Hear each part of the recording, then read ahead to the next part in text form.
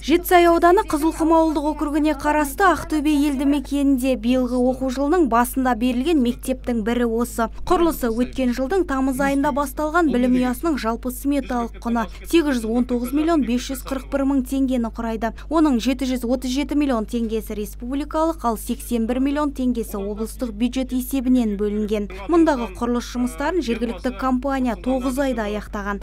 Заманауи үлгідегі ғимаратта оқушылар асханасы, 150 орындықты акт және спорт залдары қарастырылған. Білім ұясының салтанатты ашылу рәсіміне арнайы қатысқан облыс әкімі Жансейіт Түймебаев ауыл тұрғындары мен оқушыларды жаңа мектептің ашылуымен құттықтады. Бүкіл аудандар, ауылдар тең дамысын, мықты болсын.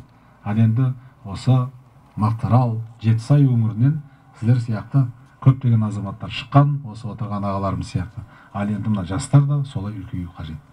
Биылғы оқу жылында мінекей осындай үлкен табыстармен келіп отырсыздар. Жалпы облыста жылдың соңына дейін тағы жаңа 40 мектеп ашылады.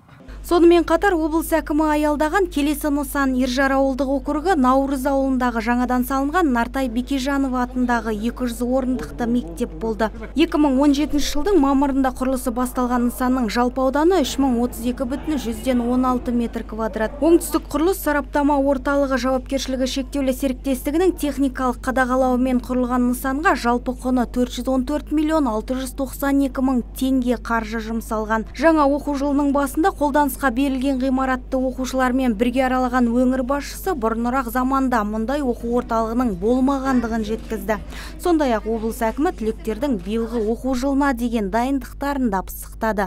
Түркістан ел біз үшін тәңірбек есімі. Алаштың алтын бесігі мұңдасы жетіп жесірдің.